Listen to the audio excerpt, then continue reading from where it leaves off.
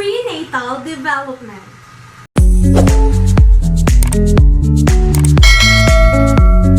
Hey guys! Welcome back to my channel. This is me again, Teacher Pauline, and today let's talk about prenatal development. Common problems during prenatal development. Abnormalities may arise during prenatal development that are considered congenital, inherited, or due to a genetic abnormality, or environmental, such as material-derived abnormalities. In other cases, problems may arise when a fetus is born prematurely. Congenital abnormalities. In some cases, abnormalities may arise during prenatal development that cause physical malformations or developmental delays or affect various parts of the body after the child is born.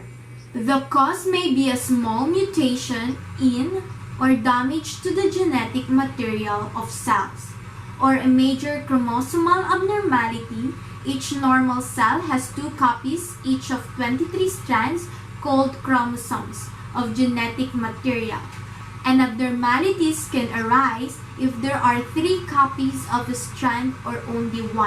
Sometimes the abnormality is inherited from one or both parents. In other cases, the defect occurs because of an error in prenatal development. Some abnormalities are minor and do not affect the long-term prognosis once the child is born. At the other end of the spectrum, abnormalities may be so severe that fetal demise is inevitable. Approximately 10 to 15% of pregnancies end before the 20th week, a process called miscarriage or spontaneous abortion. Congenital abnormalities account for a significant proportion of miscarriages. Genetic abnormalities account for approximately 5% of miscarriages. The age, health status, nutritional status, and environment of the mother are all closely tied to the health of a growing embryo or fetus. Some examples of environmental factors that may lead to developmental abnormalities include age. As of 2004, research showed that babies born to mothers between the ages of 17 and 35 tend to be healthier. One reason is that the risk of certain congenital abnormalities such as Down syndrome increases with mothers' age, particularly mothers over 40. Another reason is that the risk of having pregnancy or birth complications is greater with women over the age of 35. Health status. In some cases, a mother may pass a viral or bacterial infection to the fetus, such as in human immunodeficiency virus, HIV. In other cases, a mother's illness may cause congenital malformations.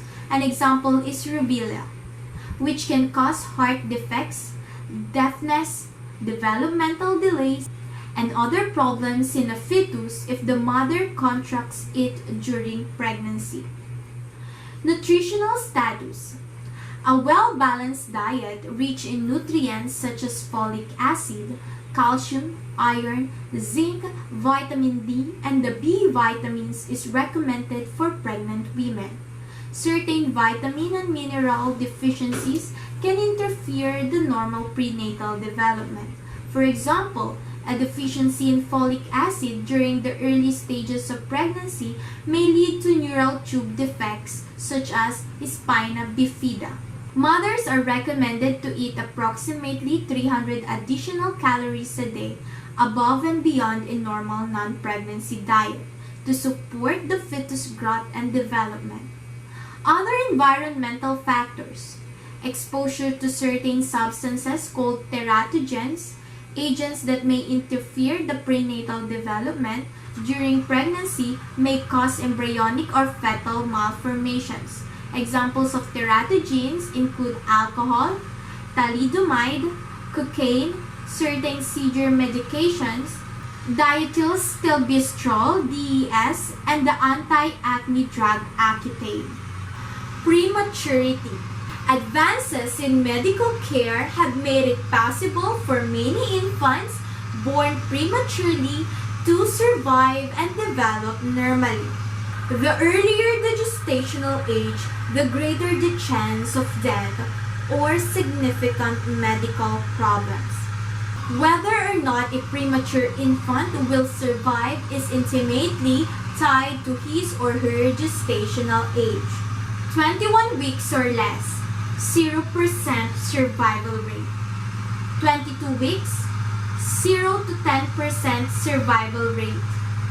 23 weeks, 10 to 35% survival rate. 24 weeks, 40 to 70% survival rate. 25 weeks, 50 to 80% survival rate. 26 weeks, 80 to 90% survival rate. 27 weeks, greater than 90% survival rate. Parental concerns. Many parents have questions and concerns about the prenatal development of an existing or anticipated child and what steps they should take to ensure their child's health.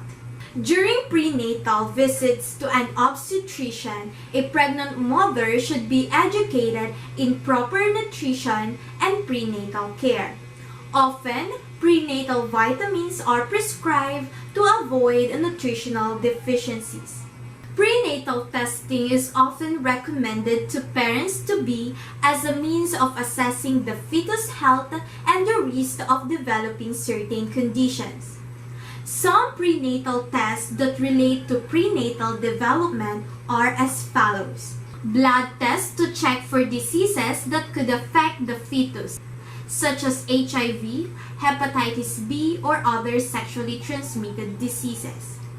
Blood tests to check if the mother carries a protein called Rh factor on her red blood cells. If she does not, and her baby does, determined by whether the father is Rh positive or not, she will require treatment to prevent a potentially damaging reaction to the baby.